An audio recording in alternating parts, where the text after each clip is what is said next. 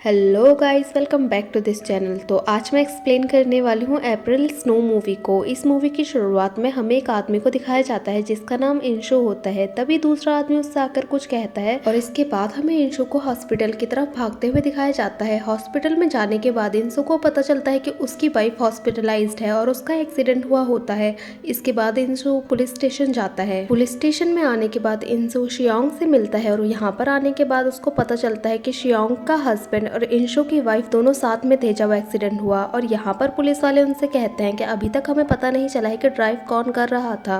और वो कहते हैं कि जब हम एक्सीडेंट की प्लेस पर पहुंचे तो ये दोनों हमें कार से बाहर मिले थे। इसके बाद ये दोनों पुलिस स्टेशन से अपने पार्टनर्स का सामान कलेक्ट कर लेते हैं और घर जाने के बाद इंशो अपनी वाइफ का फोन चेक करता है। इसके बाद इंशो और शियोंग हॉस्पिटल के पास एक मोटल में रहने लग जाते हैं। यहाँ पर ये दोनों जब सुबह मिलते हैं तो यहाँ पर जो इंशो होता है वो शियोंग से कहता है कि आपके पति यहाँ पर बिजनेस से रिलेटेड आए थे क्या। और वो बताता है कि मेरी पत्नी यहाँ पर वेकेशन सेलिब्रेट करने के लिए आई थी। लेकिन शियोंग यहाँ से बिना कुछ बोले ही चले जाती है। इसके बाद इन दोनों शाम को हॉस्पिटल में मिलते हैं। तब शियोंग इंशो से पूछती है कि आपको इन दोनों के अफेयर के बारे में कैसे पता चला।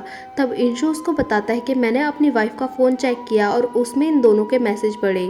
तो यहाँ पर जो इंशो होती है वो चुपचाप यहाँ से वापस से चले जाती है। इसके बाद हमें दिखाया जाता है कि इंशो शियोंग से उसके हस्बैंड के मैसेज पढ़ने के लिए पूछता है। जो शियोंग होती है वो उसको अपने हस्बैंड का फ़ोन दे देती है और इंशो अपनी वाइफ का फ़ोन शियोंग को दे देता है और ये दोनों मैसेज पढ़ते हैं। और इसके बाद इंशो शियोंग के हस्बैंड के साथ अपनी वाइफ को एक वीडियो में देख लेता है और उसके बाद उसको बहुत ज़्यादा बुरा फील होता है और इंशो अपने असिस्टेंट के साथ एक डिनर पे चले जाता है। डिनर पे जाने के बाद इंशो थोड़ा ड्रंक हो जाता है और वो काफ़ी ज़्यादा पी लेता है। उसका असिस्टेंट उसको पीने से रोकता है लेकिन इंशो नहीं सुनता और ड्रंक होने के बाद वो शियोंग के घर के बाहर जाता है और बदतमीज़ी करता है। और नेक्स्ट डे जब उसको रियलाइज़ होता है कि उसने क्या किया है तो वो शियोंग से माफ़ी भी मांगता है। इसके बाद इन दोनों को पता चलता है कि एक्सीडेंट वाले दिन इन लोगों के साथ एक ड्राइवर भी था जिसकी की डेथ हो गई है। अब ये दोनों उसकी फैमिली से मिलने के लिए जाते हैं। जब ये लोग ड्राइवर की फैमिली के घर पहुँचते हैं और उसकी फैमिली को पता चलता है कि ये उनकी फैमिली की मेम्बर है जिनकी वजह से उनकी बेटी की डेथ हुई है, तो वो लोग उन दोनों को मारने लग जाते हैं और घर से बाहर निकाल देते हैं। शियोंग को ये बात बहुत ज़्यादा बुरी लगती है और वो रोने लग जाती है। इसके बाद हमें दिखाया जाता है कि एक दिन इंशो बर्फ में खेल रहा होता है। तभी यहाँ पर शियोंग आती है और वो उससे बात करने लग जाती है और ये दोनों वॉक करना स्टार्ट कर देते हैं।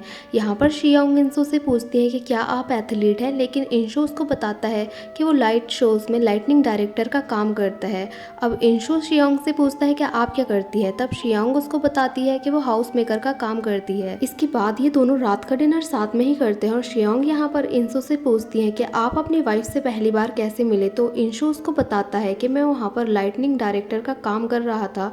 वहाँ पर जो उसकी वाइफ थी वो फोटोज़ खींचने के लिए आई थी अपने क्लब के लिए और ऐसे इन दोनों की मुलाकात हुई। अब इंशो शियोंग से पूछता है कि आप अपने हस्बैंड से कैसे मिली थी। अब शियोंग उसको बताती है कि ग्रेजुएशन कंप्लीट होने के बाद मेरे डैड चाहते थे कि मैं जल्दी शादी कर लूँ और उन्होंने ही हम दोनों को मिलवाया था। इसके बाद शियोंग कहती है कि मुझे नहीं पता मैंने क्या गलती की है, लेकिन मैं बस इतना चाहती हूँ कि वो जल्दी ही कोमा से बाहर आ जाए। इसके बाद नेक्स्ट डे हमें दिखाया जाता है कि इंशो और शियोंग आपस में बहुत ज़्यादा घुल मिल जाते हैं और ये दोनों साथ में घूमने के लिए भी जाते हैं और वहाँ पर जाने के बाद ये दोनों इंटीमेट भी होते हैं। इसके बाद हमें दिखाया जाता है कि ये दोनों साथ में घूमने के लिए कहीं जाते हैं और यहाँ पर जो इंशो होता है वो शियोंग से पूछता है कि आपका फेवरेट सीज़न क्या है। तो यहाँ पर शियोंग कहती है स्प्रिंग।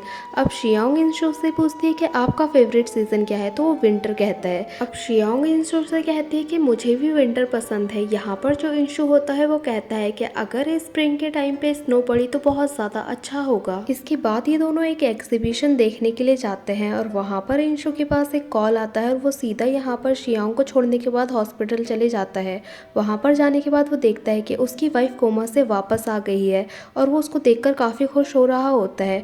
जब शियोंग हॉस्पिटल वापस आती है तो वो देखती है कि इंशो अपनी वाइफ को अपने हाथ से खाना खिला रहा होता है, तो वो थोड़ी सैड हो जाती है और उसको अपनी हस्बैंड की याद आने लग जाती है। तब वो अपने हस्बैंड के पास जाके रोने लग जाती है। अब नेक्स्ट डे हमें दिखाया जाता है कि डॉक्टर शियोंग को अपने पास बुलाते हैं और उसको बताते हैं कि उसके हस्बैंड की हालत बहुत ज़्यादा गंभीर है। अगर वो चाहे तो अपने हस्बैंड को बड़े अस्पताल में शिफ्ट कर सकती है। अगर वो ऐसा नहीं चाहती तो यह यहाँ पर भी अपने हस्बैंड का इलाज करवा सकती है। इसके बाद हमें दिखाया जाता है कि इंशो और शियोंग हॉस्पिटल में मिलता है। तब शियोंग उससे कहती है कि अब तो आप खुश होंगे ना, क्योंकि आप अपनी वाइफ को लेकर शियोल वापस जा सकते हैं। इसके बाद हमें दिखाया जाता है कि कुछ दिन बाद जब शियांग और इंशु मिलते हैं तो इंशु उससे कहीं बाहर जाने के लिए पूछता है, लेकिन जो शियांग होती है वो उसको मना कर देती है।